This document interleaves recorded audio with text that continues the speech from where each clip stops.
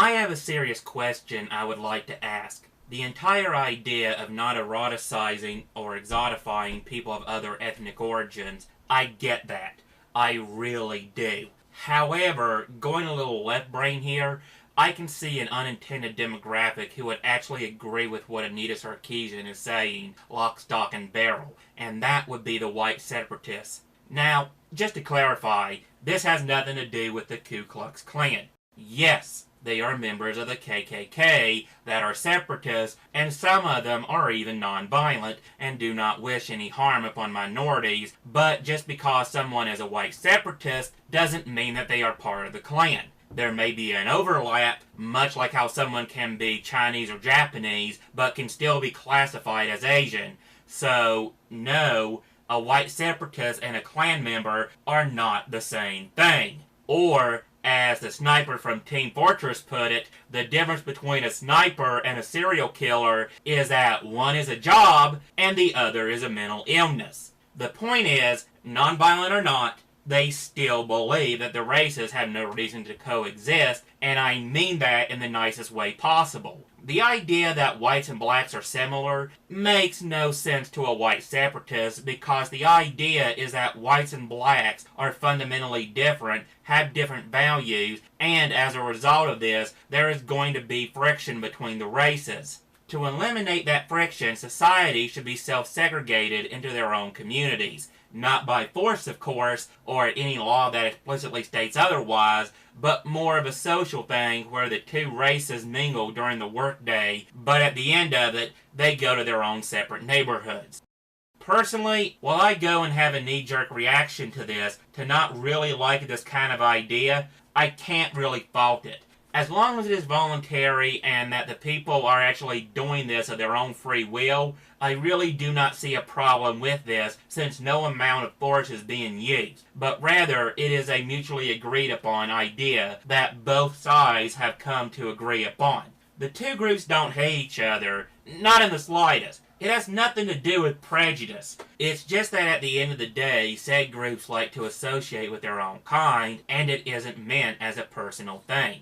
Granted, you may have a few black people peppered with the whites, just as you may have a few white people peppered amongst the black, but that is more of the exception than it is the rule. Personally, I would prefer to have everyone get along without race being an issue. However, in failing that, being able to agree to disagree is the next best thing. Whatever it takes to get along and to coexist with one another, so long as they eliminate any unnecessary and unneeded tension.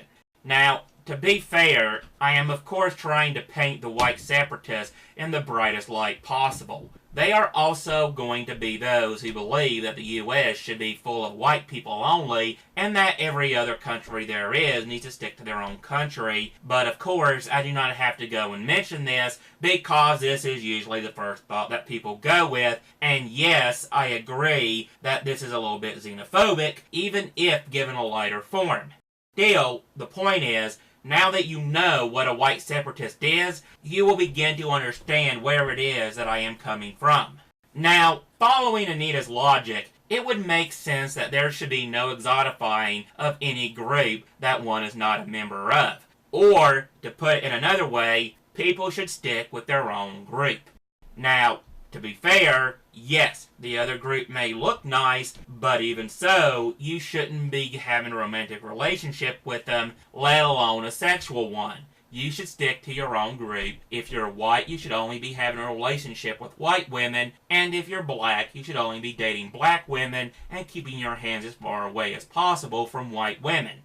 Actually, now that I think of it, I believe Muhammad Ali actually said something to the effect that he didn't believe in race mixing. It wasn't that he had a problem with white people, it's just that if he had kids, he wanted them to be black and not mulatto. And yes, the fact that when he died hardly anyone was saying anything about this, a viewpoint that if held by a white person would have been put on blast as proof that we are still living in regressive times, is more than a little bit hypocritical to me.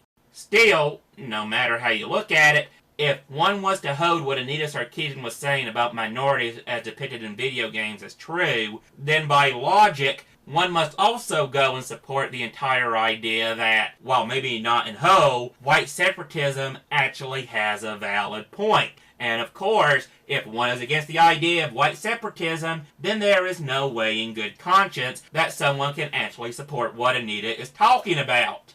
Even so, speaking of separatism, what are the Japanese?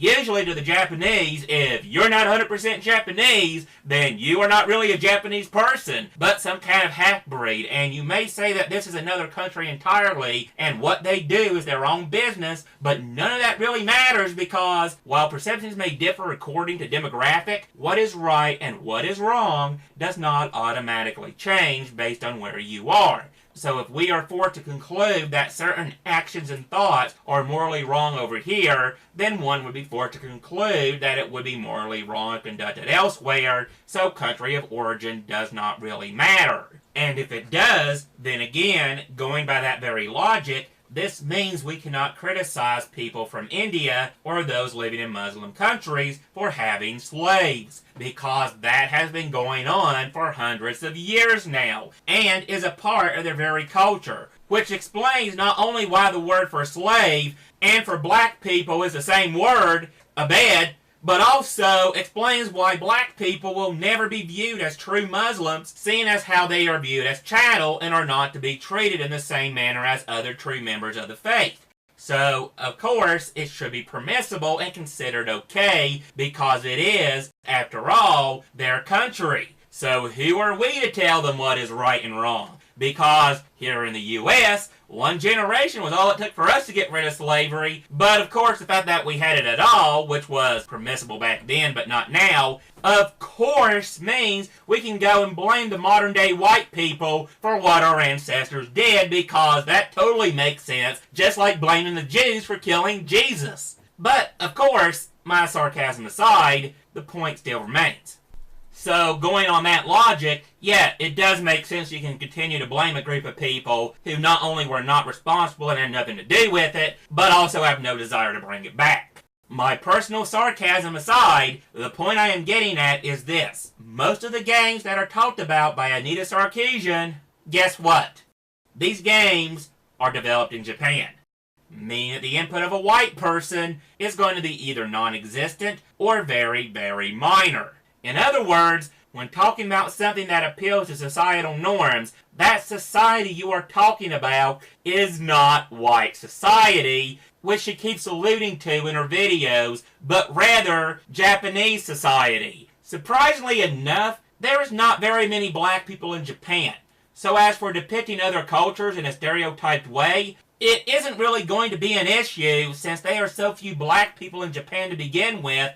And even if they were any there that complained about it, guess what? Their voices are going to be drowned out, so it really don't matter because the Japanese are not a group of people who is not really concerned about culture or ethnicity. With that in mind, when you watch Anita Sarkeesian's video and you realize that these games were developed by the Japanese, it therefore must make sense that you must be accusing the Japanese people of inherent racism and exotifying of other cultures that are not their own. Which, on this note, actually means that Anita has an axe to grind with the Japanese people and not with Whitey. Surprisingly enough, white people do not have a monopoly on racism, and despite what you may think, that is something that everyone can be guilty of, regardless of what their skin color may be. And unlike what this one whack job said, Bahar Mustafa, yes, being a woman does not mean that you cannot be guilty of racism. In fact, being black does not mean that you are not guilty of racism as well. The entire racism is privilege plus power has to stop. The minute you start saying that this is true for all groups, except for this specific group over here, that is the very minute you start creating your own group privilege, and, as we have already established, privilege is bad. Unless, of course, you only frame it in the context that only white straight male privilege is bad, while privilege of any other group is A-okay and should be endorsed, because the privileged do not get to decide what oppression is. Which makes sense, because I entirely remember the Jews telling the Nazis exactly how they should act and behave, and that only the Jews should be allowed to act and behave in certain ways, and be given special entitlement because, that's totally how oppression works.